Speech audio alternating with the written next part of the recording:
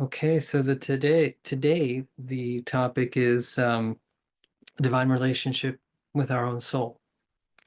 Um, and let's just start with the reading. Yeah. So again, these are excerpts from different talks from Sri Kaleshwar, and it starts with a student saying, "I have many blocks. Where do they come from? Who gave us these blocks?" Swami, research on them. That's why you're here.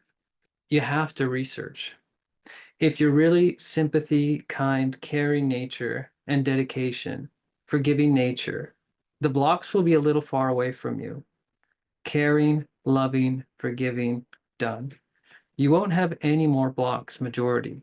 If you take personally everything, then you're stuck in the terrible blocks. 60% of the people here, what your real blocks are is the heartbreak.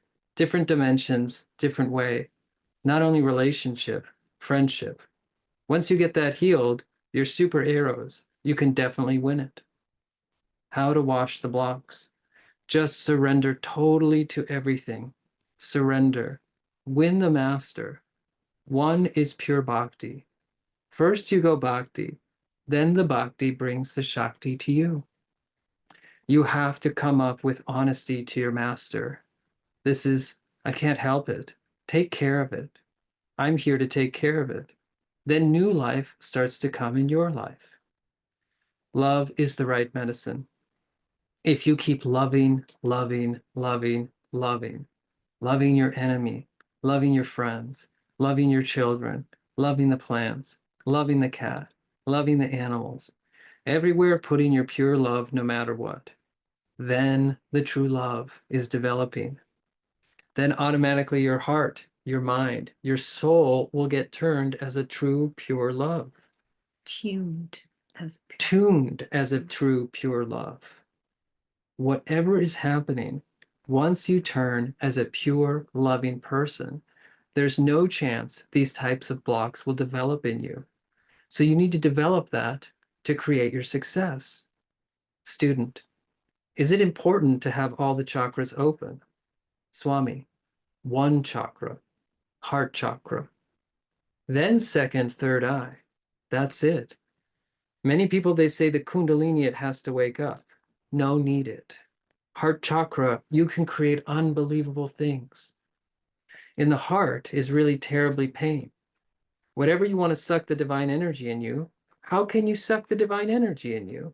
How is it really possible? You're doing at the time soul prostitution. Your body is in one side, your heart is in a different place. No way. You can't win it. You're sad, you're heartbroken, and you're depressed. And you keep taking your mala and doing japa with the sadness. What can I give to you? If you're really holding the pain, is it really possible I can put something beautiful there? You know what I'm saying? One or two poison drops are in the pot. I can't put the leaf in the pot. Even if you did amazing channels, mantras, lots of prayers, a lot of meditation, still your journey is shaky. Your soul journey is shaky. With heartbreak, there's no chance if you're really holding it in you. Keep holding it. The heartbreak, you cannot overcome. You cannot take somebody's pain, somebody's suffering, if you're in the heartbreak. First, you need to fix your flat tire. First, you need to fix your soul. Take all your pain out. Heal completely your heartbreaks, giving the willpower. You can do it. You will do it. You have to do it. First of you need to trust. You need to believe on yourself. If you have a doubt on yourself, you can't judge on somebody. They're really fair. Even you have a strong belief, you need to break that belief to beyond. Then it's called real healing. Once you start to feel you're a bad person, you're a bad person, you're a bad person, pretty good, your mind setup is hypnotized.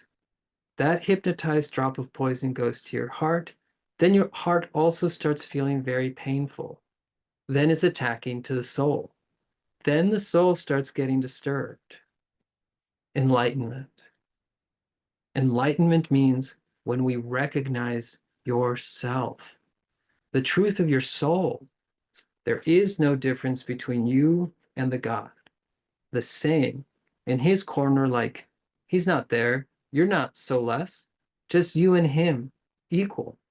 That's called enlightenment. You are in the God heart. God is in your heart. You are with him. He is with you. First, try to love yourself. That's the most important. Try to be honest inside yourself to your inner consciousness. Try to forgive that yourself to your inner consciousness.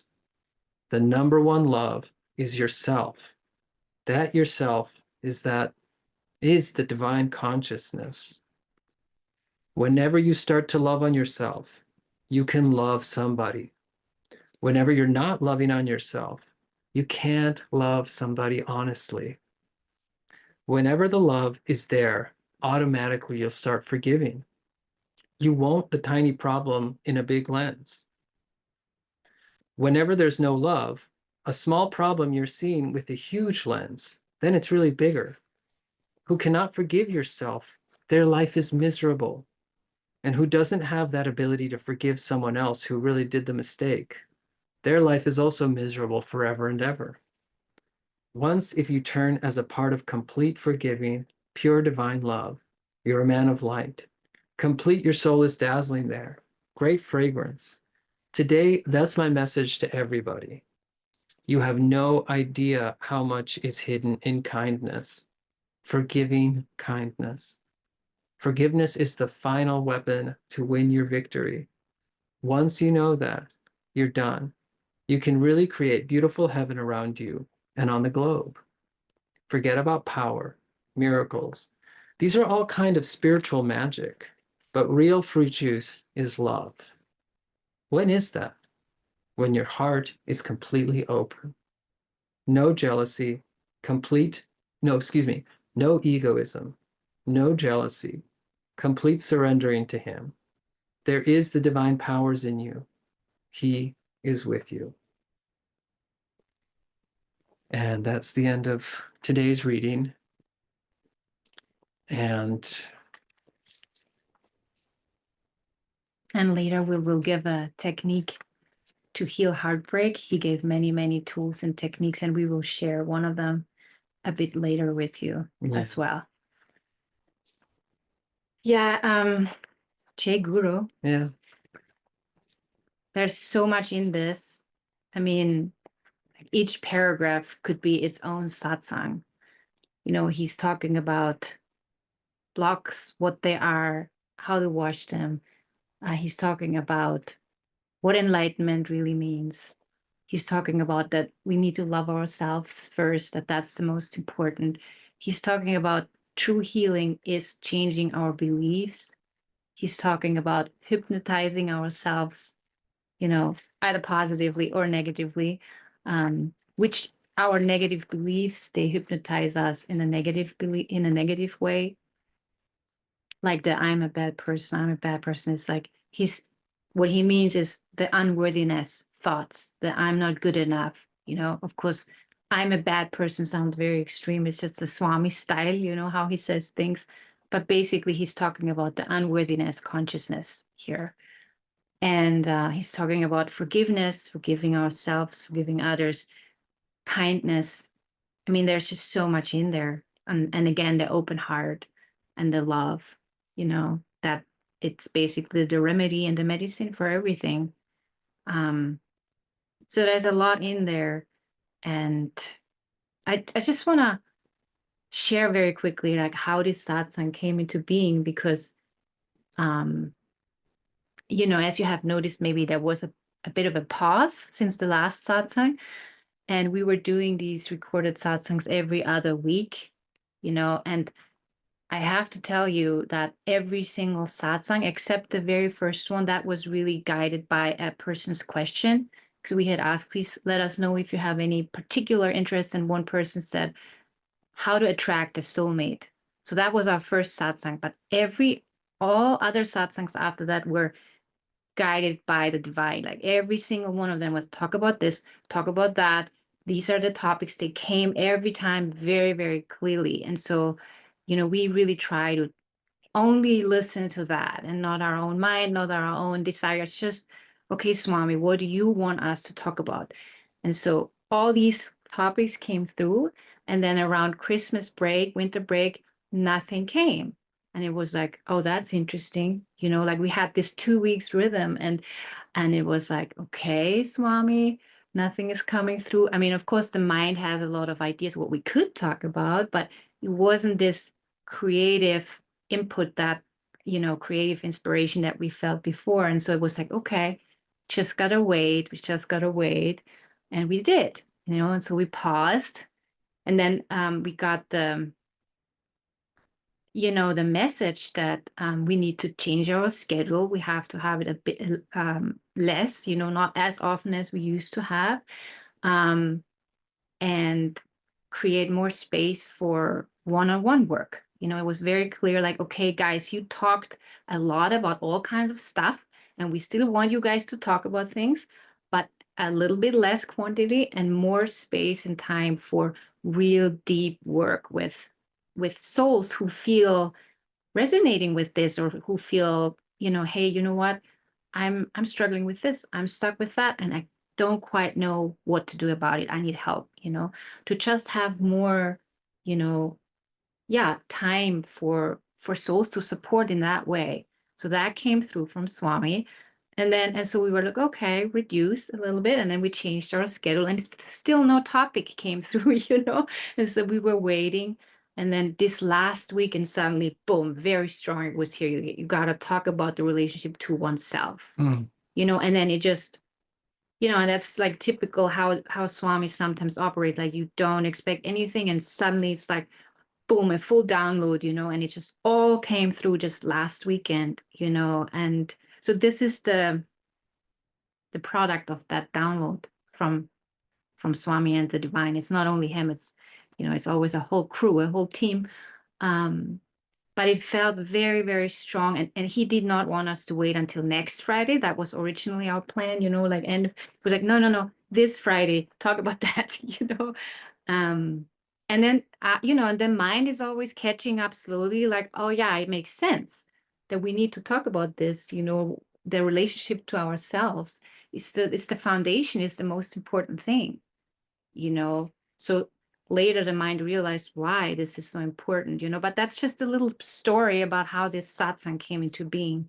Um, and the other reason is that so many people, including Swami students, have shared or have said, recently or longer time ago, like they don't know how to love themselves. They just can't. They don't even know how it feels to feel unconditional love.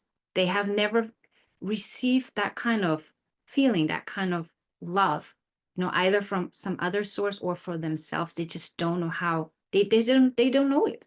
They have never ever experienced it, But they're still doing the mantras and the japa and all these channels, and it's like, wait a minute, that this is what's in the reading today, like where Swami said, you have to first love yourself. You have to have your heart healed so that you can feel love.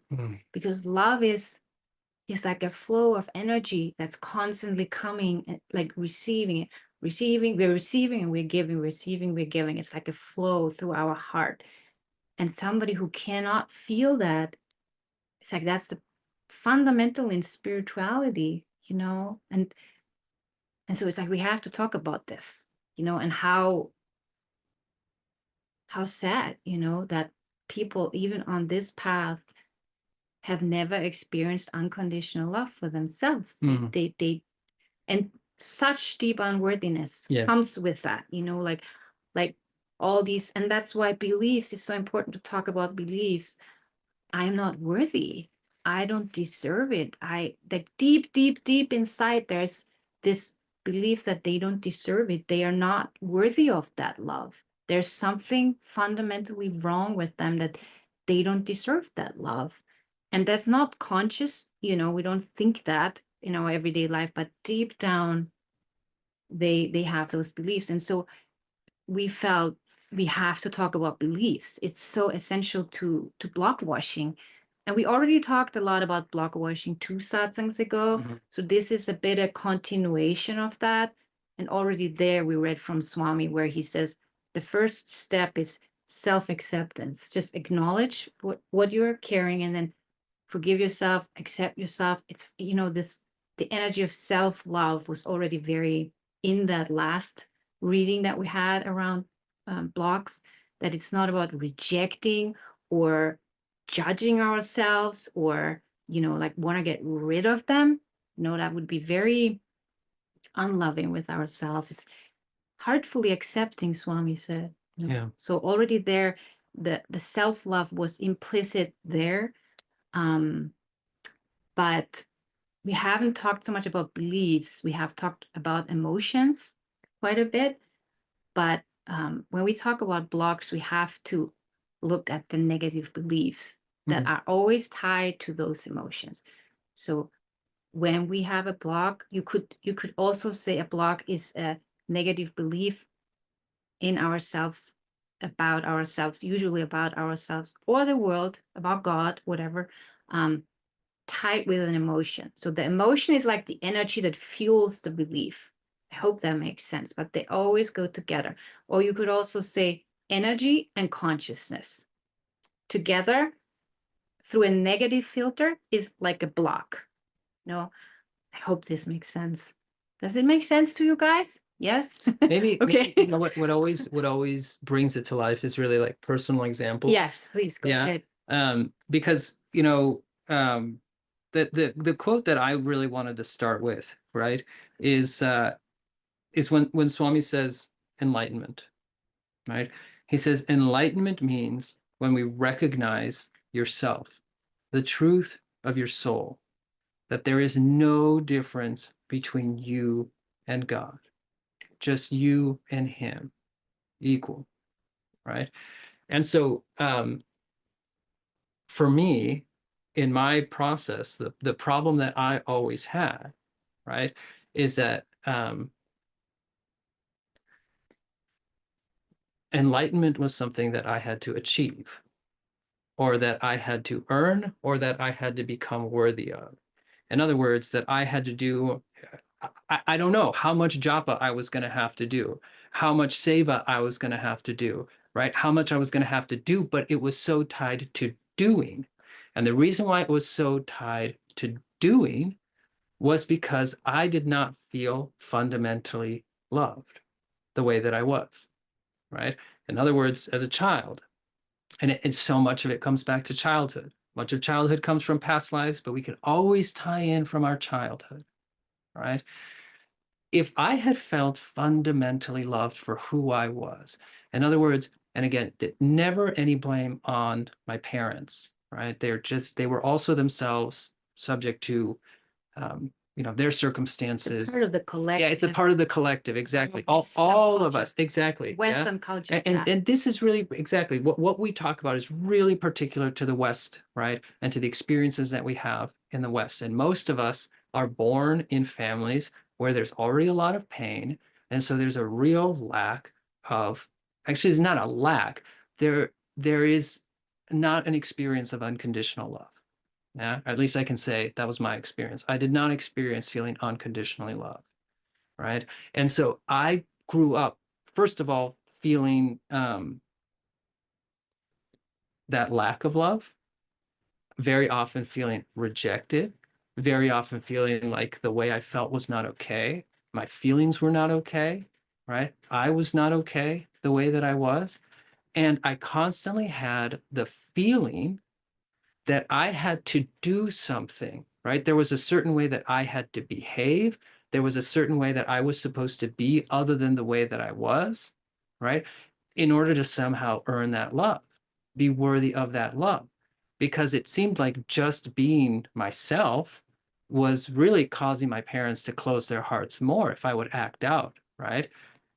If I would act out of anger, right? And again, it's all such a natural reaction. If you put a soul in a body and that body is not experiencing, that soul is not experiencing unconditional love, right?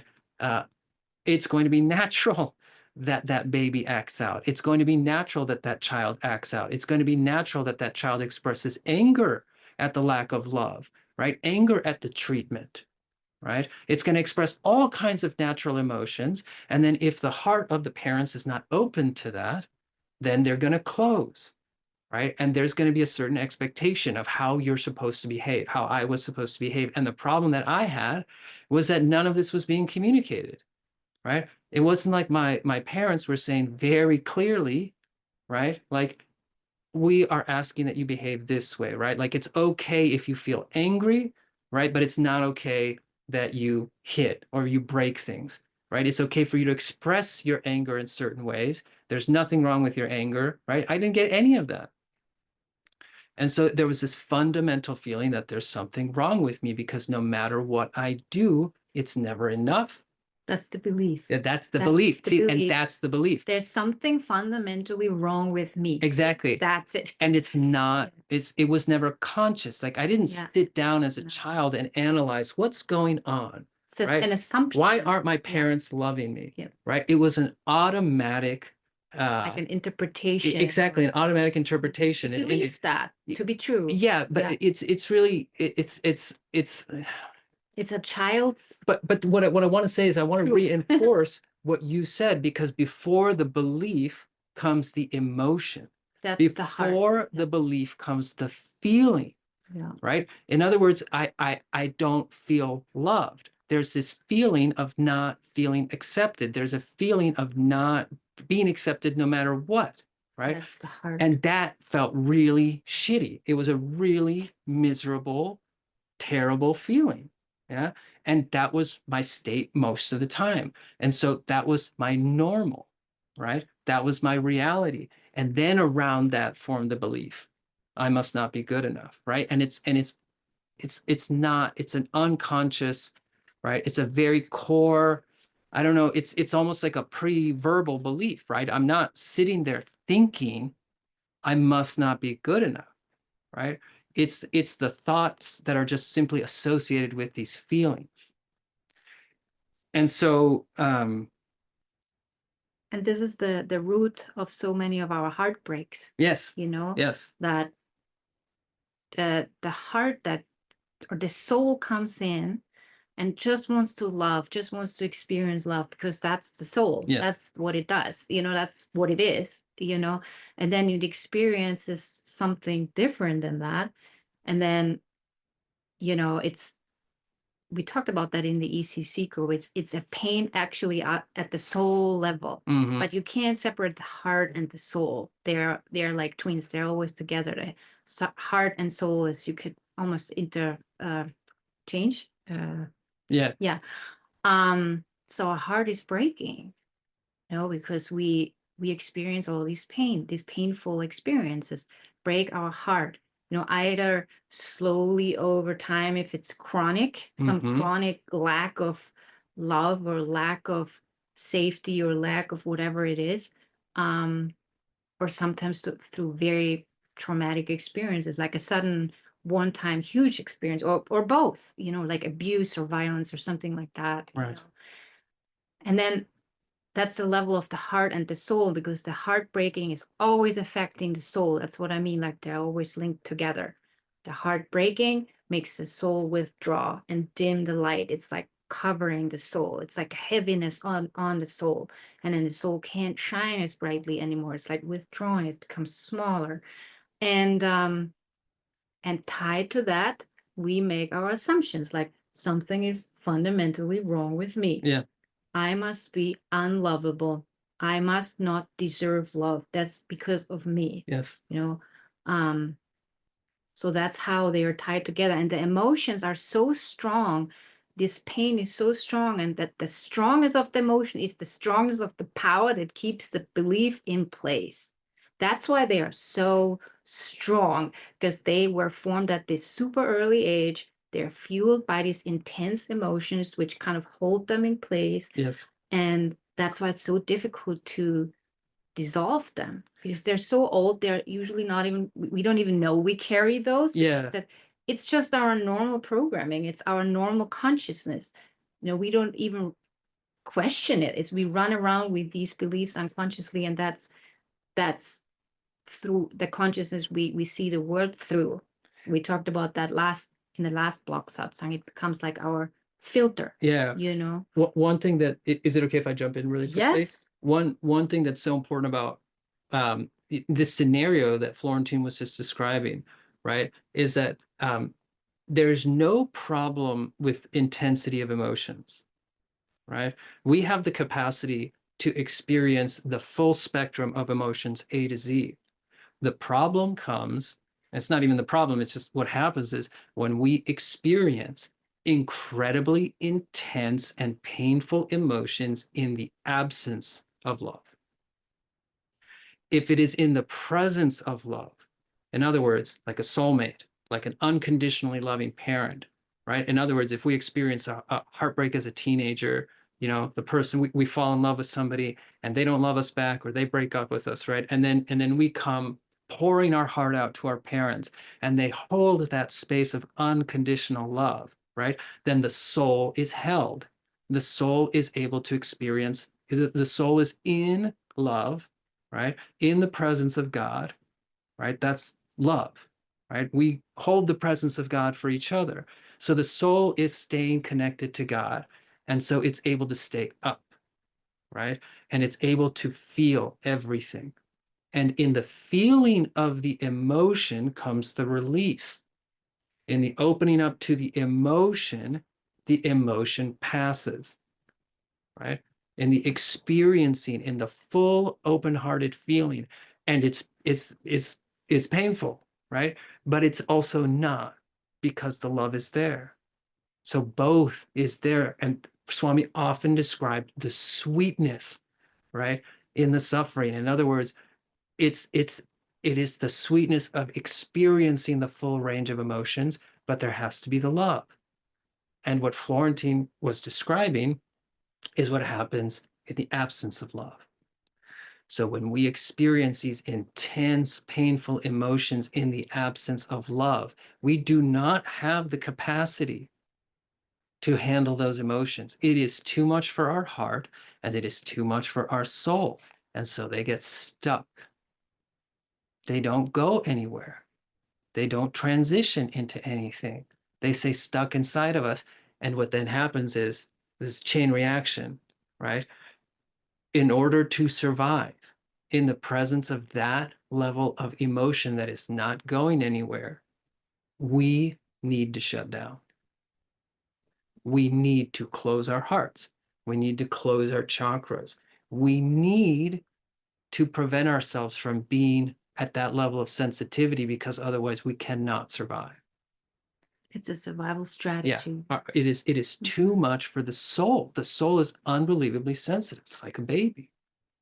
Baby cannot survive in that level of intensity. A baby would actually literally die. Yeah, There that's have right. been studies done, research that if they just get food and water and the basic physical needs, they die if they don't have any love experience. So Yeah. they literally die. Yes. And really quickly before we go to you, Sarayu, so coming back to this enlightenment statement, right? The truth is the soul is always equal to God. The eternal part of the soul is never separate from God, right? There's no difference, right? God is constantly shining from our soul.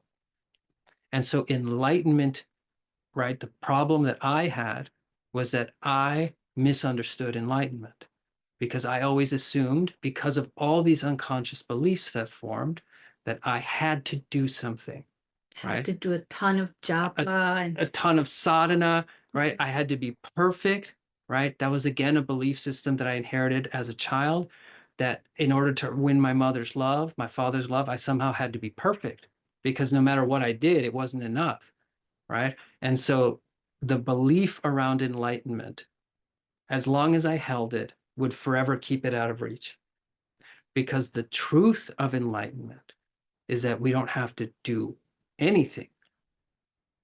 That is the truth of who we are. And that's why the more we can release these things and open up to them, we recognize the truth of what's already there. And the sadhana and the japa are meant to help that process. They're meant to assist us in that process of reawakening, but they are not in themselves, right, the requirement for that process. It's just not even a process, right? This is already the truth. This is what Swami saw in us. Beautiful, dazzling gems of light, right? Doorways to God in everybody.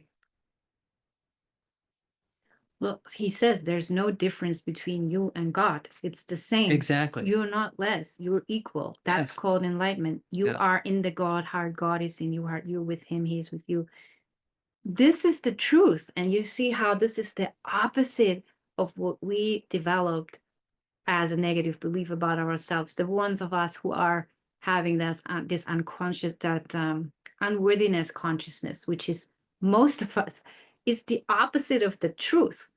And so the true healing is uncovering those negative beliefs about ourselves. And we really have to go to the root level. It's not enough to just realize that with our mind. We have to go back to the moment when they were built, when they were established. And it could be also from past lives. I mean, usually we already come with this. That's why we choose the families that we grew up in, to break that karma, to heal that block, to transform those negative beliefs. Our soul, if our soul didn't want to transform this, we wouldn't be born into this family. It's part of our soul mission why we are here. So it's not like our parents are the cause of this. Right. They help us by kind of reprogramming that into us so that eventually we grow out of it. Because that's really the purpose of life, is to realize the truth of who we are. Yes. That enlightenment, what that means, to realize that. But in order to do so, we first need to uncover the blocks, the negative beliefs about ourselves. So we have to go back, and like the moment when the emotion and the belief were kind of tied together. Like I shared in one of the satsangs an example of myself, like insecurity and unworthiness, going back, and then I saw this tiny child just complete collapse, crying. I don't know if you remember that. So the emotion was deep sadness, like beyond sadness, like grief, complete, desperate. I don't know what is, I don't even have words for this. It was more than sadness. It was the ultimate, I don't even know. I don't want to live, like that kind of feeling, that kind of emotion, utter despair tied with, I'm not worthy. I don't matter. I shouldn't even exist, like that. So that was the emotion and the belief, and I had to go there in that example that I gave 2 satsangs ago. I had to go there, feel it, see the lie of this, really see it with now my consciousness, my adult consciousness, and allow myself to feel the emotion that's still stuck in my system, because it's always still there until we rediscover it. And then it can transform, and it can turn back into the truth. It can turn back into divinity, into light, into love. So the act of going there with our consciousness, with our love, that's the point, I'm not going there to get rid of it. I'm going there to embrace it, to hold the little girl that felt so much pain and felt so shitty about herself. I'm going back in time. I hold her with my love. Then she can cry in my arms. And then she can finally let go. And she can finally realize that this was not true. What she believed was a lie. It was wrong. And so this is the work of healing. But also so that she can feel unconditionally loved. Exactly. In that case, it was me and you he was, remember, that's why we need soulmates or healers. And that's what I feel now Swami wants us to do with whoever feels called to this, like be that for each other, like help each other to really go there to the root levels of our blocks and really really transcend them, that they're just gone. But in our experience, that's the only way, to really go to the root level, Yeah. feel the emotion, unhook it from the negative belief, realize the lie and the negative belief, transform it into the truth, the true belief, who we really are. Yeah. That you are so, like, I could see in that moment, you are so perfect, little Flory. I love you so much, you little angel. Like, it's the opposite of what she thought she was, really. But she just didn't get it, with her limited mind capacity at that age, And so you gotta tell her the truth.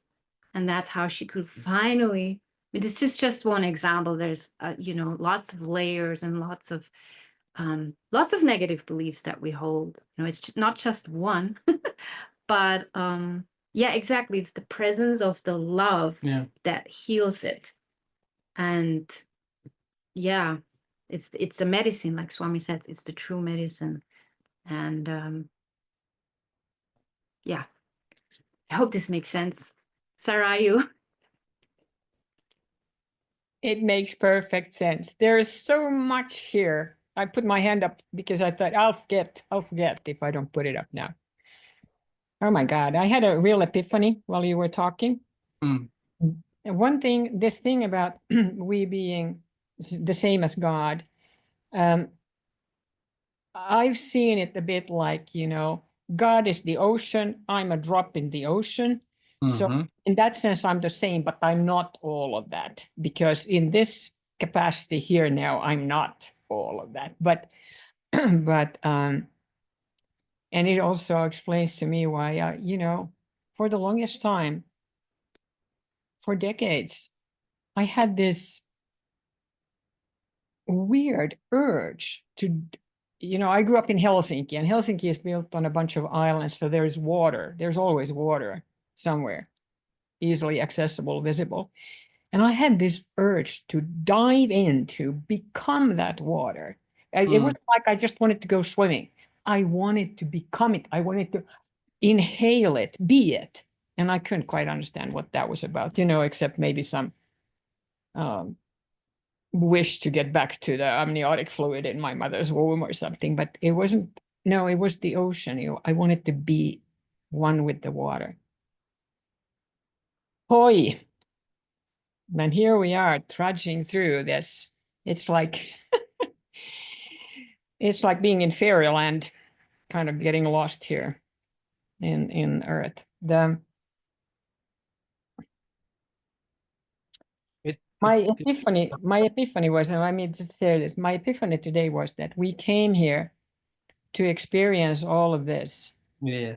through a limited human perspective. I mean, we already are, but when you are love, how will you know that you are love?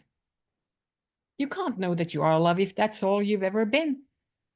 So the only way you can consciously experience it is if you have also experienced not love.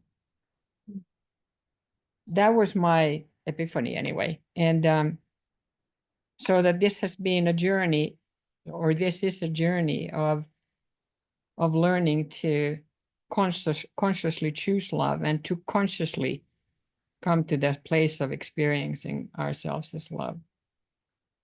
But boy, does it go through a lot of crappy experiences, I have to say. But because when you said about how we feel when we are children, and I could relate to every single word you were saying. Okay, let me back up a little bit. The way I know what happened when I was a child is I had repeated nightmares.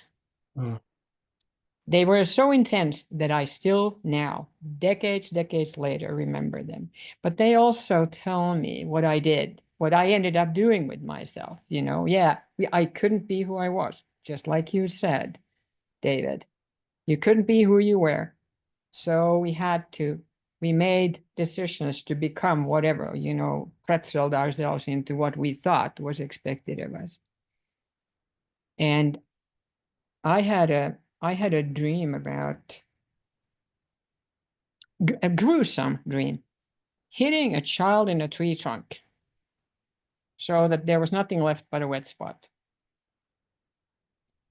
You know, really trying to not be Mm-hmm. anything.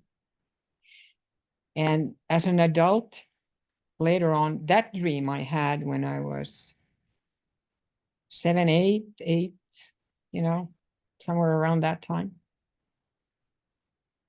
When I was 35, I dreamt about, and I'm sharing this because I think I'm not alone in having done this to myself, to the child I once was. I had 2 children of my own at this time. My son was 2, and he was forever, you know, wanting to show me things. And he wanted to show me this big anthill in the forest. And so in the dream, I'm walking behind him because he wants to show me something. And there's this groove in the ground. And all of a sudden, this groove widens. And it's like a grave. And on the left-hand side, there's a full-grown man buried. And the man was in prisoner garb. But what the rescue crews brought out was a little girl who'd been buried alive when she was 5. Mm. I was 35 at the time. And in the dream, she had managed to live, so she was now 10. So in 5 years, in 30 years, I'd grown basically 5 years, that aspect of me that had been so pushed down. These were such radical, violent dream pictures that it took me a few weeks before I could even cry over them. Mm. But this is how drastically we sometimes react. And, you know, some of that residue, I'm still working on transmuting it, transforming it. Oh. And it doesn't help that I understand why I'm here, what enlightenment is, what I'm supposed to do.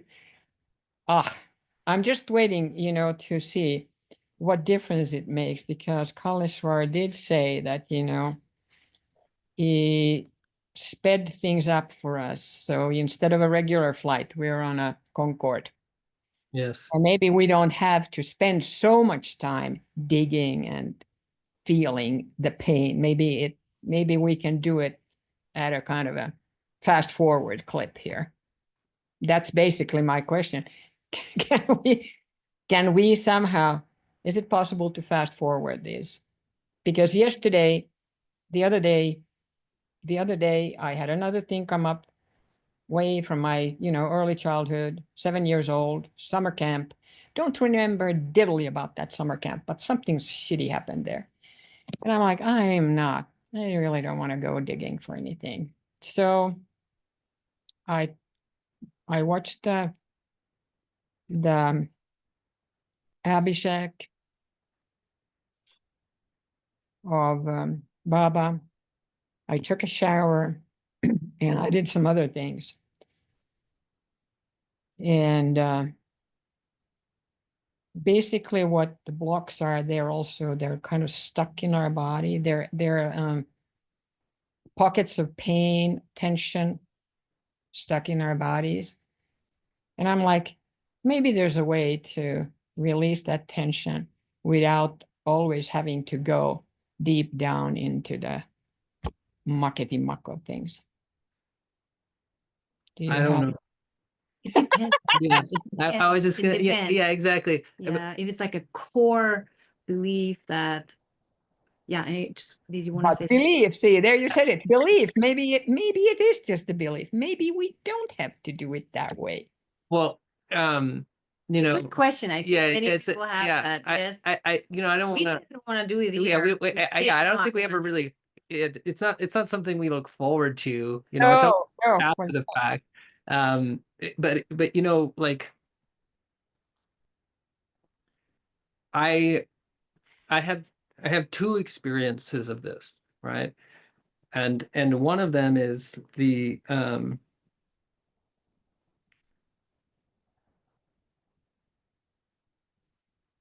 I got to say this differently.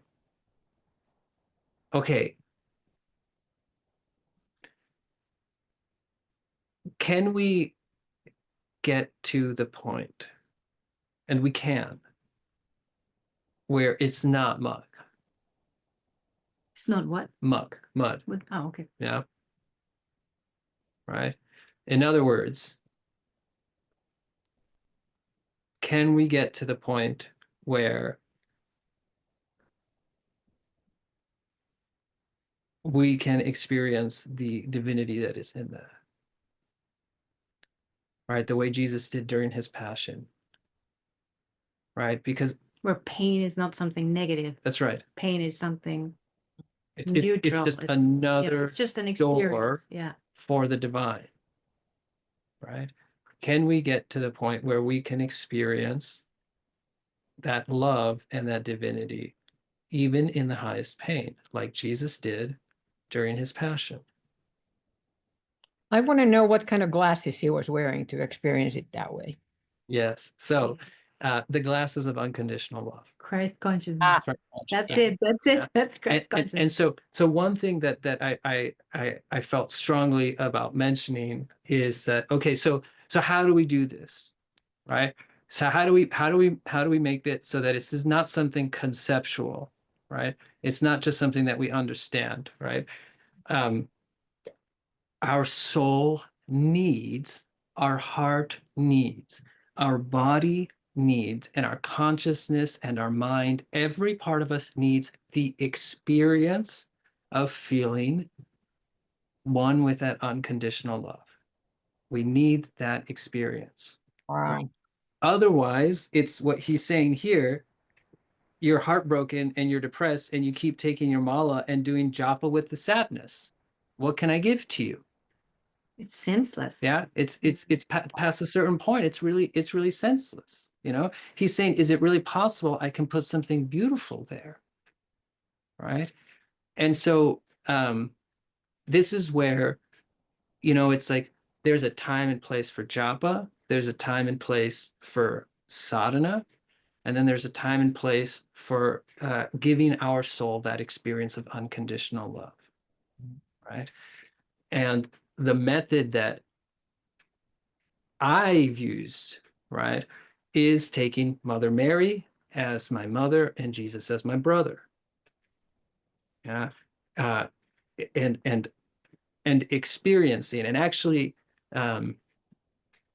for me it was really a daily contemplation of Jesus as an infant in Mother Mary's arms and Jesus in Mother Mary's womb, and watching that interaction, watching that unconditional flow of love, right? Because there's no, what I would do, right, is I would really watch that. I would watch that, and then I would open my heart to it, right? And then I would imagine her loving me the same way. Even if I couldn't feel it, I would still imagine it initially.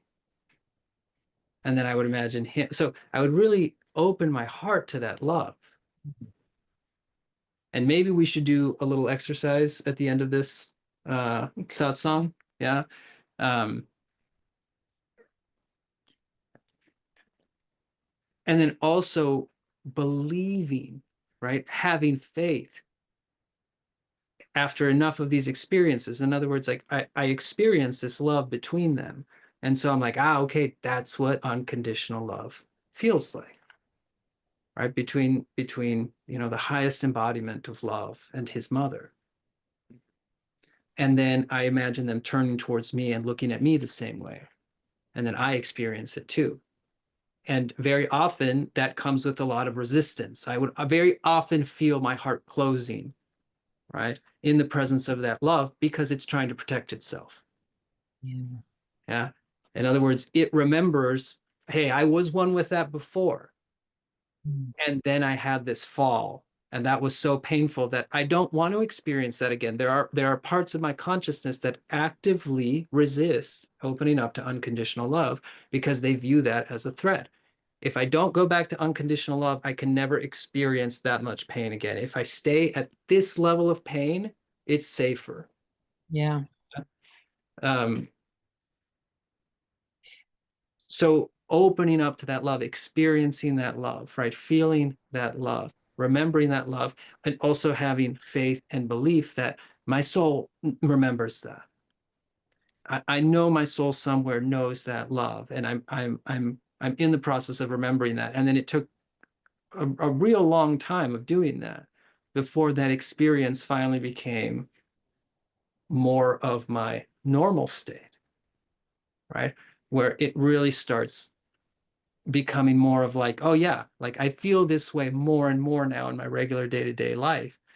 And then we're able to take this into these times where we feel that muck, right? Like, in other words, Mother Mary's always going with me.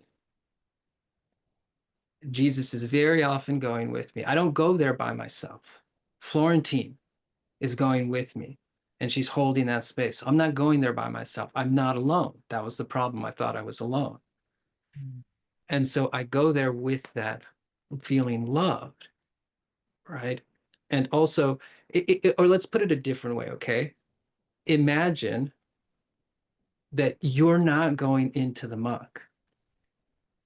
Imagine that a piece of you is stuck in the muck, right? Either you're going into the love, right? It's all love. That's one way to look at it. But another way to look at it is if you were out in the forest and you found a child stuck in the muck, you would not hesitate to run into it and pick it up and save it. And that's what we have to do for ourselves. And also, I just say this, and then Karun, I want to hear from you. It's not like we go looking and digging. That's right. It's not like that. It's more like the things that constantly bother us every single day, the same block showing up, you know, like it's these core things. And I mean, we have tried for years and years and years just with the mantras and just with the usual tools, you know, it just doesn't take care of the root issue in our experience. So it keeps showing up, it keeps showing up. And when you finally just one time, it's really, it doesn't take much. You know, if I had done what, like with this one example, if I had done this years, 10 years ago, I would have saved myself years and years and years and years of suffering with that particular block. You know, it's really just one time going there in this space, in this experience of unconditional love, like my heart being open to this pain, he being there, or a healer, a coach being there as a helper, holding that space as well, then it's even easier. That's why we're offering this to you, you know, or whoever you feel trusting and safe with, you know. You go there one time and it dissolves and it never bothers you again. Really, it was so, every single time either one of us did that, like just going there to that little child, feeling that emotion one time, realizing the negative belief it had created, seeing it with the light of your consciousness is already transmuting it, and then it's gone. It's really so powerful. You know, it's not like we go digging every day for what's all there in our childhood. It's not like psychotherapy. What really is the healer is the unconditional love, you know, and the light of our consciousness, putting it there. It's like a dark knot in our energy system. You can see it really as energy. It's like when you see your energy body, there's like a block. What Swami talks when he says block is literally like a kind of a knot somewhere in your energy body where the energy can't flow. And by the light of your consciousness and the love of your heart, you are dissolving it back into your true being. So it's really gone. It's done. You know, you have resolved one of your layers of darkness that had been, you know, dimming your light. And it's not a lot. Like we have done this a couple of times, and that's enough. A couple of times. It was not like every single day. No, yeah, exactly. You know, it's not exactly. like, let's go into our past and discover what, it's not like that. It's like thing shows up in your life, you know, the thing that's constantly a pain in your life, you know. For me, it was this insecurity, for example, you know, or feeling I'm not good enough for this, I'm not good enough for that, you know. And then you no matter how much chapa I did, you know, I did all the mantras that Swami ever gave, you know, what they do though is, I feel they give you the energy, you know, they give you the strength, they give you the the resistance power. They're really a good, it's like a fuel, and that's also what the heartbreak mantras do in my experience. Because when you see a heartbroken person, they don't have any energy. So how can they heal themselves? They're like in a dark hole, right? And so that's what these mantras do. They boost our soul. It's like our soul comes up, and then you're able to transmute them. You're able to wash your blocks. It's like it's like a soul injection, That's what these mantras are in my experience. That's how I see it. Swami didn't say soul injection. But yeah, it's not like a lot. It's really just these few core things that that keep showing up over and over and over again. And it's just the most quickest, fastest, powerful way in our experience. Yeah, know? that is, you asked, is there a quick way to do this? And actually, yeah, Florentine is absolutely right. That's also been my experience. Like you only have to do it one time. The challenge is that it is so You go to such a vulnerable place. exactly, and there's so much of our parts, so many of different parts in us, so much of our consciousness has actively worked for decades to prevent us from ever revisiting that spot. No, I'm not going there. No, Exactly. no, It's no. too painful. It's too dangerous. I don't want to look at it. I want to keep It's it like there. a monster. Yeah. You don't want to look into the monster's face. Yeah, exactly. But then you see it's exactly. actually not. Yeah, It's exactly. actually not a monster. Exactly. It's just a frightened little being that's sitting in the corner suffering. Yeah. And thinking totally negative about itself. Yes, exactly. And that's, by the way, also Jesus, right? He embraced the monsters. He loved the demons. That's how they transmuted back into life. So it is really that's the Christ consciousness. That's unconditional love. No matter how dark it seems, no matter how frightening it seems, we can transmute everything through love and light. So I it's agree. very And I know that when you do it, the one time you do it so that it really dissolves, that's it takes it's that true time. healing, it's not superficial managing it. It's real healing. That's real true transmutation. And go ahead. And that's also why there has to be this willingness to do it, right? Oh and, God, yes. Yeah. and this is something that this is what we need support. But also in our experience, right? There is a lot of misinterpretation of what Swami meant around a lot of things, and I'll just speak from my personal experience, because Swami said, stay in the positive, live in the positive, die in the positive, right? He talked about being irrationally positive, right? And I have seen in others and myself the misunderstanding that this means don't go there. Stay in the positive, and that's not positive. And since that's not positive, I don't want to look at it. I don't want to talk about it. And if you come to me with it, and I have heard this, right? Where somebody, I forget exactly what the words were, but basically like somebody came with something, like something was bothering them to another student. And that student said, like, this is really disturbing my energy. And so I don't want to basically engage with it, right? I don't want to, and this is basically what we do for ourselves, right? Yeah. You're really disturbing my energy right now, and I don't want to deal with you. Yeah, the pain in us, right? And I don't want to look at you, and this is disturbing my process, and I'm trying to get enlightened over here, right? And I'm supposed to be staying in the positive. Yeah.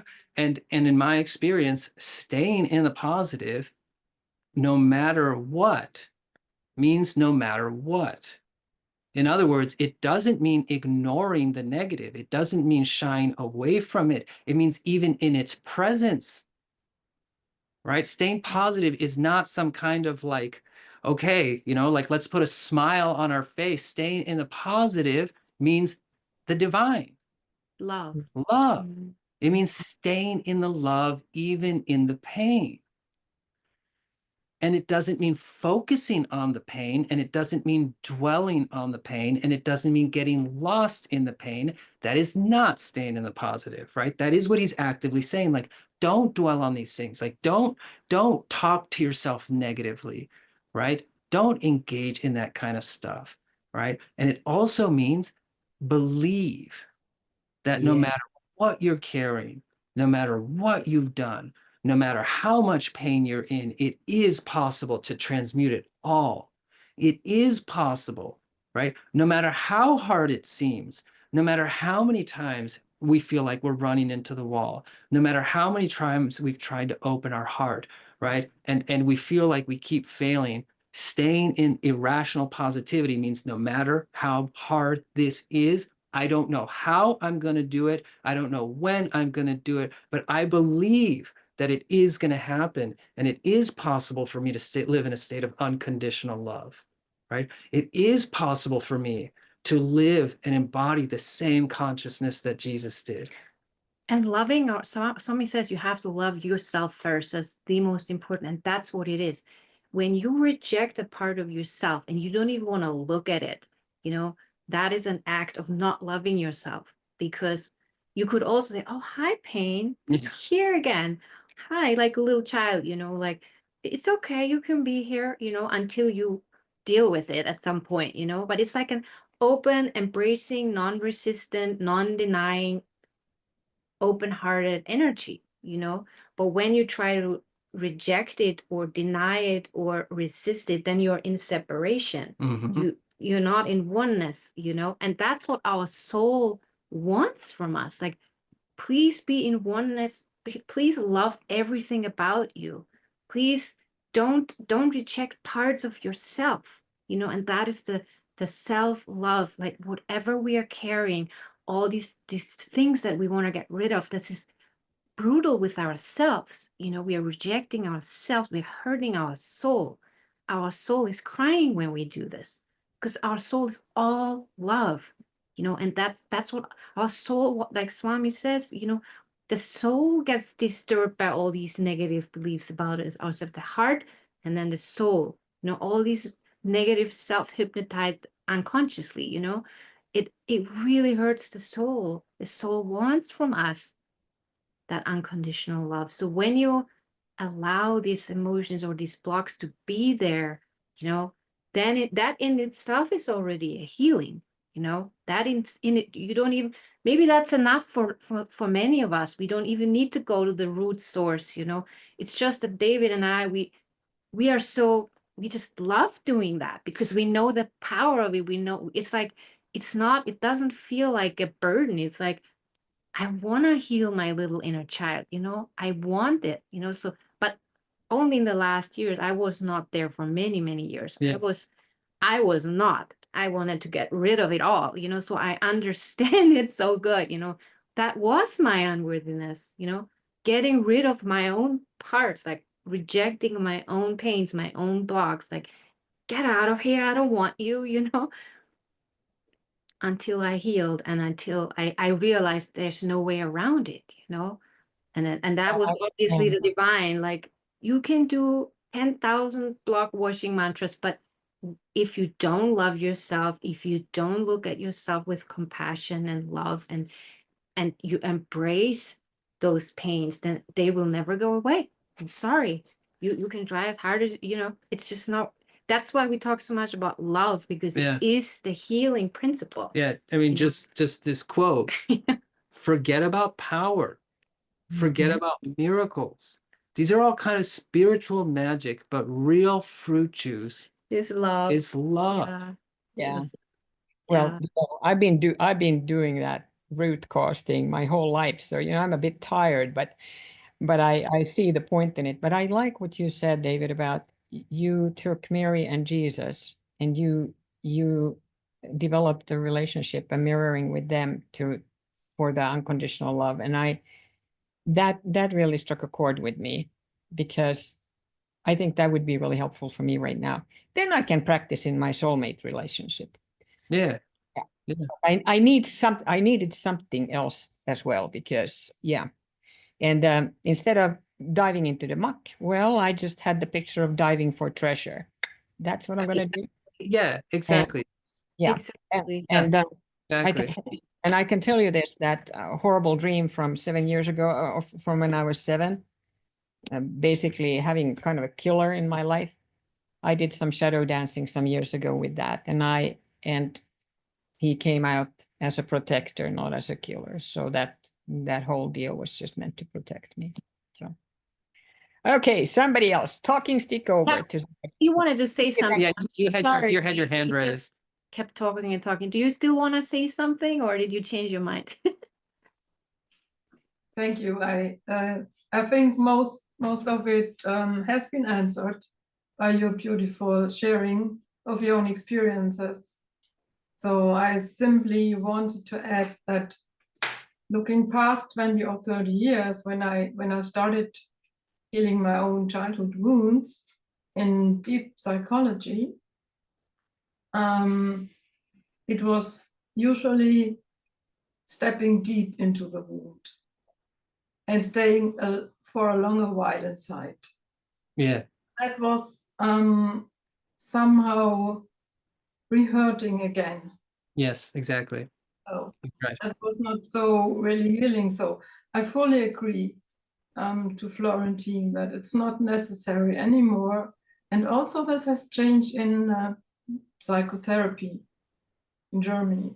I can speak for my country. And I practice like you told, when I go in contact with the wound of my inner child, I switch to the watching part of me, Yeah. which is a more a neutral part. And I realize, okay, this is a wound I'm stepping in related to those feelings. And then, like you said, David, I connect to my higher self. And that higher self, I call that higher self. That Sure. higher Yeah. self is my soul. And of course, I can, my soul connect to Mary or Jesus, which is also a higher part of myself. That's right. And then I disconnect to the inner child, which is a part of I call emotional body, of our emotional body. That's called inner child. And then I switch more to the adult part and connect it with my higher self. And then that is healing. And it's possible that Swami comes in or Mother Mary, I feel very close to. Yeah. So finally, I wanted to say the same like you, and thank you. Thank you so Yeah, much. thank you. Because if you say it in your own words, everybody's own words bring another Yeah. dimension to it. So thank you. Yeah, I guess it's totally true what you said. And before I want to hear from you, Jaya, I just wanted to say that there's also examples from where it's not about our inner child, where it could be collective ancestral trauma or whatever that is. So it's not always found in our childhood, like especially Yes, for us it's collective.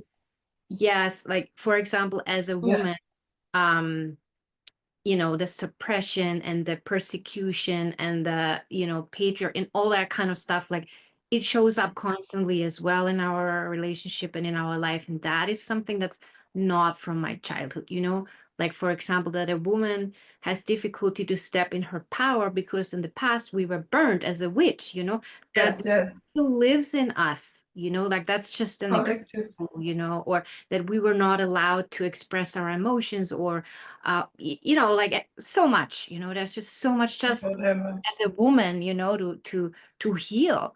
And so it's not always about the inner child wounds. And inner child is just a term. You could also say stuck parts of our consciousness. It's just when I say stuck parts of my consciousness, it doesn't evoke an open heart. So when I say my inner wounded baby, it's just kind of, for me, but you could call it whatever, the emotional body, your consciousness, doesn't really matter, So I just wanted to say that. And yeah, anyways, Jaya, thank you for being so patient, waiting. Oh, as long as it's okay with you on timing and with everybody. That's Oh, go ahead. Please. time we are. Sorry, I'm on this. My computer's not uploading right or something, so I'm on my phone, and here we are. My gosh, I am so perfect. It's perfect timing today. I've missed a few of the past satsangs. My own brain like didn't put down the right time, whatever, just silly stuff. But I did a breathwork session for the first time with an old client of mine that I Mm. did work with shamanically. She's been trying to breathe me for between 12 and 15 years. We've been trying to figure it out. And with all the boldness that I've had in so many arenas, I was a little chicken running away going, oh no, I'm not ready for that yet. And I went back to my surgery at 3 months of age where they took out most of my intestines. I died, came back, but I actually went to the experience of them. The anesthesia had not taken effect. They Mm. were trying to save my life. So I'm flat out, like I couldn't move my body. And they put the oxygen on when I had half a breath in. So I could never, it was years, just a few years ago where I was finally able to break through that. I spontaneously woke up and it was like a glass cracking and I could breathe a little deeper. But after this session with this woman, I actually experienced them pulling out my intestines, being disemboweled basically. And it was the fascia being ripped like spider webs. They didn't know the importance of fascia. Most Mm. of them still don't know the importance of fascia. It's a two-way communication device or system. And anyway, so when you said that, Florentine, about going in and then you can bring the light in once you're conscious, once you do that. And I just wanted to briefly, just for the sake of time, just share a few things that have been coming, if I can. Sure. One of the tools that I use in healing anything when we've had a lot. It seems that ever since we met and when we got married, like everything hit the fan. Yeah. And both of our lives, it's just mostly financial, but also now health and all this other stuff. It's fine, just keep rowing the boat, breathe, pray, row the boat.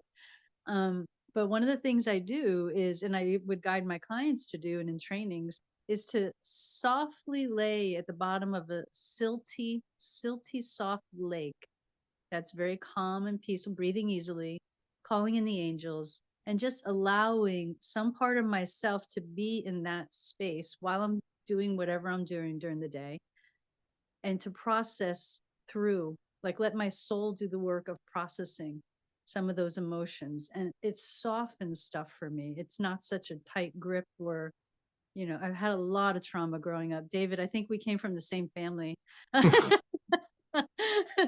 And I was born with all these gifts and brutally made fun of. And it was not good. But that's one of the tools that I've been using, and I just used recently. I was just like, I just gotta chill. Like I just gotta, the doing, it's like, no, and I carry it softly in the background of my days. And when I get a hit to like look at something or something pops up, I'm like, oh, thank you. And then I go on and I find that dissipates it, and so gently. Like I'm all about gentle, Yeah. after all the stuff that I've been through. But there's something that has been coming up in the last week that I used to teach, and it's exactly what you're teaching. And I called it the ABCs of your inner reality: the assumptions, the Mm. belief, and the conclusions that we make. And I sit in a hub of a bicycle wheel, and each spoke is a different part of our reality, like our friends, our school, our family, and where our assumptions are, what our beliefs are, where they came from, all that kind of stuff, and then doing the work. But like I've just been getting this, the ABCs has been coming back, and it's like, oh, I can hardly wait to teach again, because that's going to go into one of the classes again, like re-emerging that. But there was, last night, I was having so many visions and so many beautiful divine experiences. And one of the messages was, and I would like to read this because I really think it's important, is, oh gosh, surrender helps us to learn how to communicate with the divine in Oh, our, yeah, right. These are the kinds of messages that come through. And I think they're, well, never mind. I'll go. But surrender, the act of the experience of surrender helps us to learn the language and the essence of the divine interaction. Like we're in real-time interface. And that was one. And the other one was see it into being. It was something Marie Case quoted or said in our small group meeting on Wednesday. And that the reason that the wine, Jesus was able to turn the water to wine, was because he saw the water as wine. yeah. And so I take that to this as well. when we know what our beliefs are, it's like, oh, and then we just almost ferociously, it's not the right word, but with zero pointed total will, totally aligned will with the divine. This is who I am. See it into being. So my friend is in Ireland and they just had these massive storms, the worst in their entire history. And so I was really coaching her on seeing it into being, seeing the bubble around you, like the Maheshwari mantra, seeing it all. And she got back and said her area didn't get it as bad as other areas. And so there, I mean, and all the prayers that everyone here has been sending, and I'll catch up on that in the Devi Loka about all that later, but see it into being. There's something about how that helps us blow through so many of our wounds. It's like my will's finally coming back online. I've been so smushed, and a few months ago, as you know, Florentine, when I had an experience that hit all my wounds about being ostracized because I see differently than other people, and being shunned, pushed away, and just brutal, just a lot of brutal stuff. And I shut down. It's like, and I'm only now, and especially in the Devi Loka app and the Devi Loka community, and with the work with Ramakrishna and Brahmari, it's like I'm feeling safe. So that day that I had an experience, I had blown open my heart. I was in one of those moments. So I also want to say it's important to be wise about who you're with, because when we've grown up with reflections of negativity, and that's the well-worn path, and we finally open up, sometimes we're not always wise about how or who, we do that. So to consider that, just to have that background prayer for guidance as we dive deep, to have the reflection with a wise soul who truly can hold that divine space for you.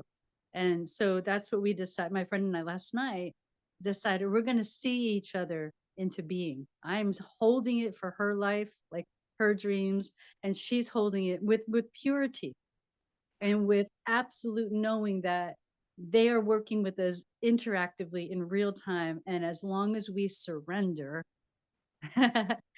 which is, anyway, um, that's how the path unfolds. Yeah. And one quick other thing, the blocks, in the shamanic work I did, I used to call it deep soul surgery, because it was going to the soul level and just seeing where the divine, where that soul needed. It's like tuning a piano or tuning a guitar string, and then going through dimensions to do that. But it was plumbing and electricity. That's all it was. Like when it came down to the bare bones, it was plumbing, if it was backed up emotions, electricity where we shut down and the sparks can't flow, and then how to revive that. And it's like in every wounding, I always say in every wounding, there's a core hair. There's at least a hair of the true you before the wounding. Like we go through life as whole notes. And then when we have wounding, we get wonky. And then we start wonking and velcroing to, and it's just drama. But in every wounded frequency, there's always the core of God and our divine relationship. And that's what I would go to and amplify, like tune, to help them tune. But this, I'm just everything. I've taken 4 pages of notes because it's just really, I'm still, yeah, that's all I wanted to share. Thank you. You guys, I love you both. I cherish you. I so respect your journey, and I'm so grateful that everything you're sharing is really blowing my heart wide open.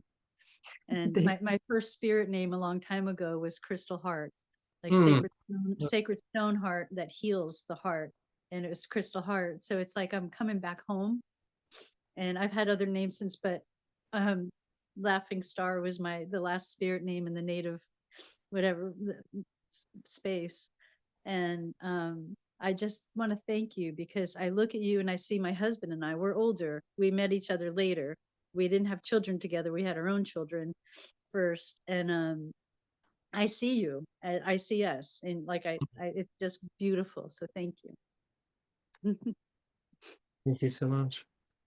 I just really want to say when you talked about surrender, it came actually before you even said that, that was already in me as well. So I just have to say this right now, because Swami says, you know, when you the first step, when you realize you have a block, you have a wound, a heartbreak, first step is always surrender to the master. And this is the incredible gift that we have a lineage of masters. You could turn to Swami, to Baba, to Jesus, to Mother Mary, it doesn't matter. But that surrendering it to them, that is really the number one important step. And that is, you know, and Swami doesn't talk in his talks. He was an Indian guy, you know. I also realize more and more that the more I read his transcripts, that he, in the body, he was an Indian man. He was still an avatar and a master and everything, but he was still a human being, which is different than he on a consciousness level. Because on a consciousness level, as a soul, he kept telling us constantly, you gotta heal your traumas, you gotta heal your child wounds, you gotta do all this work. He told us, but it's not what he said in the body as a Indian, you know. So we have to see Swami as way more than he was in what he said as a human, you know. Because everything that we've been sharing came from them. That was not us. You know, they, once you surrender it to them, they will show you exactly what you need to do. And it was just constantly, yeah, it's your inner child wounds. It's because of this, it's that, you know, like trauma is something that Swami never ever said, you know, he didn't even talk about it, you know. And so some Swami students are like, well, Swami didn't say this, so this can't be true, you know, that this is, but I can tell you that he keeps talking to us on a consciousness level constantly about these things, you know. So there's really a difference between, yeah, the body of Swami and then his consciousness. That's why it's so important to turn to him, you know, through a picture, through the soul connection, the heart. through the heart, and off, you know, like Swami, like what he says, I have this block, I have this thing, it keeps showing up in my life, and I don't know what to do about it, you know. And really give it to him, and then he will tell you, you know, what to do. Eventually you will get all the insights, you will get all the guidance.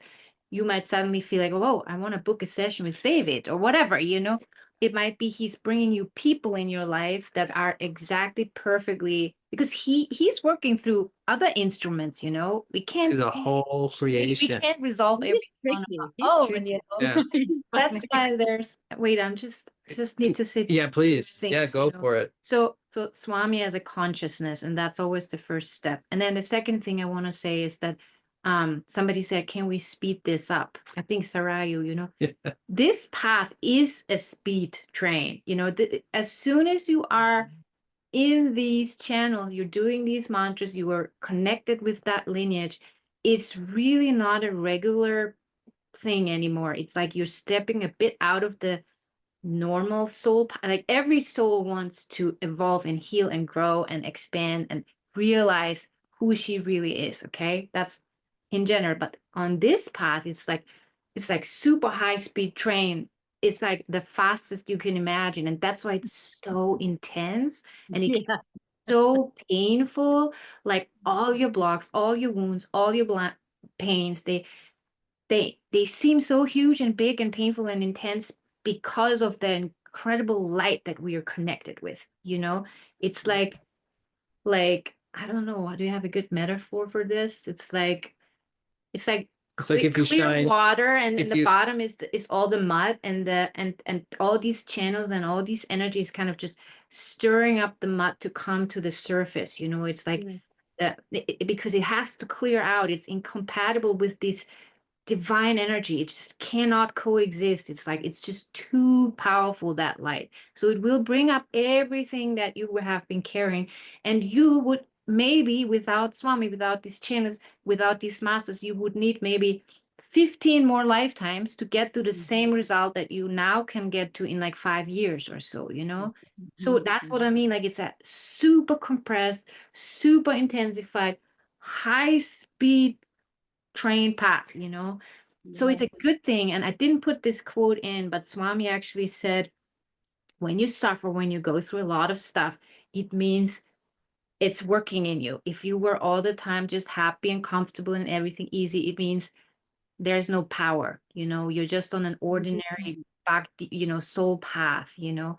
But once you are touching that Shakti, that power, this divinity, it's like it just stirs up everything. And so this is normal, it's good, it's part of this process, you know. But we have to really turn to ourselves with love. Like we cannot bypass this step, you know, that's our experience. Yeah, you can't. We cannot resolve things that came from a lack of love with power. Power. It has to be resolved and healed through That's love. that's why he says, Yeah.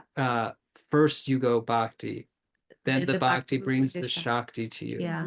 First, we have to go the path of love. We have to open up. And just a third thing Oh, yeah, I really please. want to Yeah. say is that we are all healers, right? We are all meant to, you know, this is a healer path. And so so many of us went through such crazy childhoods, you know, and you might wonder like, what's my karma? You know, why all these pain, you know?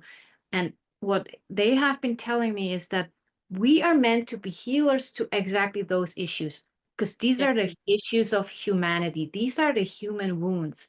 So by going through that yourself, you know the pain, then you transmute it, you heal it in yourself. That in itself is a healing for the whole globe, because only through transmuting the pain, you can heal also the collective pain. You know, each one of us needs to do like a part of this, you know? Yeah. So that in itself is already a healing. You know, you wouldn't even need to go out and do much, you know, just healing your own pain is healing the globe, you know, and then you can even go further and through your own healing and your own transmuting, then help others to get there as well in a fast way, you know. So it is because we are meant to be healers that we go through so much shit, you know. Yep. It's not, you know what I mean? It's not I do. a contradiction. It's actually, that is our path. And again, this is, Swami never said that directly, but again, on a consciousness level, he has been saying this over and over again. All these pains, Florentine, these are the human beings' pains. This is epidemic pain. Everybody's having those pains, you know. So we gotta figure it out. We gotta heal it so the collective can heal. So that's all. I just really wanted to Thank bring you. that through. Oof, wow. Yeah. Today May I the say one more? Fiery may I say energy one is more coming thing? through me. Yeah, I just wanted to, you know,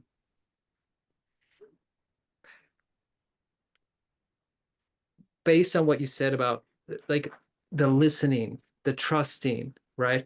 That this goes hand in hand with loving ourselves, because if we don't love ourselves, if we don't love our soul, we're not connected to it, and we don't trust the advice that it's giving us all the time, the guidance, the clarity that it's giving us all the time. Because I feel like the we're gonna have to drop in a moment, but like Swami's words became a prison for me, a spiritual prison that my mind created. Because when I was not connected to my soul and I was only connecting to the teachings from a mental level, I constructed the strongest bars in my entire life based on what I thought he was saying.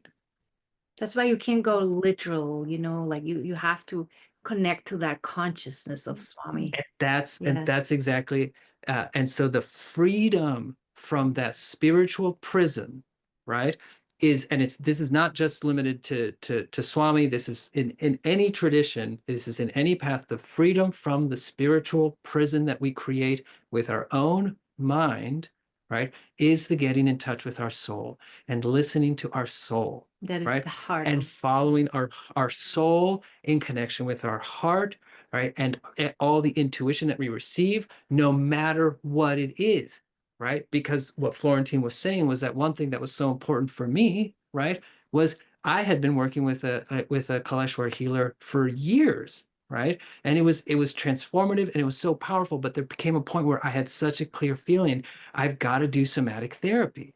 Right? I have to do this. This is so important for me. It's so important for me to get in touch with the feelings inside my own body. And that became my guide back to my heart. Once I started tuning into the feelings, all of my inner feelings, and feeling them, it was a road straight back into my heart, straight back to my soul, right? And Swami never talked about somatic healing, right? Like what Florentine said, like, I'm sorry, but this is also an epidemic inside the Swami community. But Swami never said that, right? There's a lot of things that Swami never said, right? Swami never taught science. Swami never taught medicine, right? But that doesn't mean that we throw those things out the window. And we also don't want to get lost, right? In all the things that are out there, because it's all about resonance. It's all about our inner guide. It's all about our connection to the divine. It's all about connecting to them, surrendering to them, right? And it's not them outside of us. It's our true self, right? That's who they are. They are reflecting back to us who we are, that divinity. And when we surrender, this is what I'm carrying. They're just a door. They're just a mirror. When we It's what Karuna says. It is our higher self. it is our higher we self. are It is, that. Yes. it is the oneness that has incarnated in separate beings, and some of those beings are already connected to that oneness, right? But when we surrender, I'm in so much pain. I'm struggling with this. This is what I'm feeling. I'm having such a hard time. Then we are surrendering it to the oneness. And what will come back through the oneness are the answers that we're looking for, right? It'll come in the form of like, I've got to go see a somatic therapist. I have to work with a somatic therapist, right? I have to do this. Or for example, I have to talk to this person, right? Or things just come into my life, or I watch a YouTube video, right? We listen to all kinds of teachers. We listen to all kinds of other people. We do not limit ourselves, but because we're not looking for, in other words, like, we're not looking for another guru. We're not looking for, we are just listening to the world, and we are listening to what resonates with our soul. And so many times we have received messages, profound messages that are perfect for us from other teachers, right? From other people. And it's never from the mind, right? It's never like, oh yeah, that person said this, so maybe we should be doing that. It's always, we're listening, we're listening, we're listening. That's interesting. That's not so, and then that's it. There's this full-bodied resonance. There's this, the soul wakes up, there's this light, and it's like, that's the message that I need, right? Or suddenly in a dream, right? Or suddenly in a half awake state, something will come with total clarity. That's the answer. That's how to break this. This is what I need to do, right? I got to go spend time in the nature, right? I got to go spend half an hour in the nature every single day, right? Feelings, feelings, feelings, feelings. We will never feel those intuitive feelings if our feelings are trapped. If we don't free our emotions, if we don't free our heart, if we do not free these feelings, we will never be able to fully feel our guidance. Yeah, so that's the byproduct of all these healing work that we align way more. We start to really, that's the heart healing. We open up, and then we receive this constant guidance, these constant downloads, this constant, we are one with the communication. We are Yeah. constantly in communion with them, and that's what life is all about. That you are one, you realize you're one, and then you live your life from that place, from your soul, In instead oneness, of your mind. in oneness Yeah. with life, right? Yes. In Yeah. oneness with life, not on a limited path. Yeah, it's like an interactive, I call it the interactiveness with the divine in real time. That's Yes. exactly You right. co-create with Yes. Yeah. With the mother in everything, right? That's Yes. ultimately, Swami wanted us to get to the point where the mother is our teacher. And this doesn't just mean that she appears in darshan to us and speaks to us. It is the mother in everything that is interacting with us, and we are interacting with her. But in order to interact with her, that comes from the heart.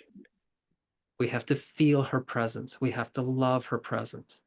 Mm. In other words, the heart is the seat of emotions. If we don't do emotional healing, we will, our heart is limited in its capacity. The more we heal emotionally, the more it will open up. So this is another powerful side effect of this heart healing, emotional healing. It's just, Yeah. it's the way. we have been told. Yeah, exactly. know, If exactly. you want your heart to be the guiding light in your life, if you want the soul to be your guiding force, then you've got to go into your emotions, into your feelings, and then automatically you will drop down. You won't have problems with being stuck in your mind all the time. That happens automatically. You just drop. You don't need to observe your thoughts and change you don't need to do this anymore. You don't need to control your mind. Down, and you become totally centered in your heart. It just happens naturally, which is great. Yes. Susan, Susan. and then we are going to have to wrap up after. Yes. I just kind of want to go back to the very beginning, Yeah. where you said that when you guys were doing your work and these messages from Shri Kalishwar were coming through, and then you took the break. Like, it's so, I mean, I'm trusting this more and more because that's exactly how I was feeling, like the timing and wanting that, and knowing you guys took this break, and just, it was like something, it's almost like I feel like they work on this as well. Yeah. They are And in so that was such a clear message, like, hey, things aren't working. What are we missing? Even up there, they're trying to figure out like what to do and how to go about it. And so that just is such a strong confirmation for me. And obviously it's just so great to see others on here as well. And I was also thinking too that, not thinking, but, just hearing this was that, maybe we did have more difficulties, and it's hard going back and, not even aware that you had these things deep down inside. But the fact that we have these, and I said this yesterday in Shivani's thing, is that it does make us be able to go much deeper. And some people don't have to go there. Some people don't go through that experience, but for some reason we do. And this is what needs to be healed in us, as well as helping others. And that breakthrough for me happened yesterday afternoon after Shivani had a satsang as well. And the suffering piece I got, David, I got, because I've been really, really struggling with that piece. And it's like, of course, because you have to get in touch with the feeling, and then you want it to kind of heal, but you can't heal it unless you feel it. Yeah. And then it does kind of dissolve, or you might have to go another step too. But just feeling that just something came in, and I kind of chuckled about the whole thing. It's like, yeah. And it doesn't mean it's not going to come up again and I'm going to be upset about it, but it's so beautiful to be able to be and be led through seeing that flow of, I need to take you here because we want your heart to grow. We want it to, because this is what we want you to do. And it's going to be challenging, but we kind of have to go through this. But at the same time, the depth is there and the expansion is there. And it's like I can open more to love, and that I can give to not only myself, but to others. Oh, But yeah. it's so important first. Like, it's crucial. And we can become stunted and limited because of that. So I kind of, I feel very fortunate that just to see how these mechanisms do work. And it was so helpful to really stress the open heart and be able to take the time out. If you're not ready to do that, that's fine, but just Right. try to come back when you can, and not put all these. Sometimes I felt in the first year of doing this, or during this first year, like, keep on going, keep on going. And it was just like, it's too much. So, and especially if you're going down deeper, it's going to take some time, because you have to build the muscle, the spiritual muscle, to be able to accept it. So this is like so perfect. Thank you. I just want one clarification before we end, Sure. that enlightenment is the recognition, and then I lost it. You will get this PDF. Yeah, again, we'll but, share this You PDF. will, perfect. And Enlightenment we means, thought from next time onwards, maybe we should post it before the satsang. right, yeah, That idea just came today, and then you can read along. Would that help? Yes. Yeah, okay. cool. Because then, yeah, he says enlightenment means when we recognize yourself. the truth truth of of our your soul. soul. Yeah. Yeah. There's no difference between you and God. Yes. Yes. so Okay, thank well, I you feel like we everybody could go so on much. and on Yeah, and we on. and we could go so much deeper in each of those aspects. Yeah. But yeah, these satsangs are not meant to. It's like they inspire and they transmit something. But I feel Swami is really like, people really do that deep work, the individual, in whatever way. It could be somatic work, it could be the shamanic work, Yeah, exactly. there's so many different, or come to us. We have free discovery calls, just fit, like maybe we could help you, support you in you, whoever, there's so many beautiful guides. But you don't need to do this alone. Right. That's my point, and that's what I feel Swami is saying, like really take the time and the space for yourself and heal. Yeah. All right. Okay, Thank you, everybody. thank you so much.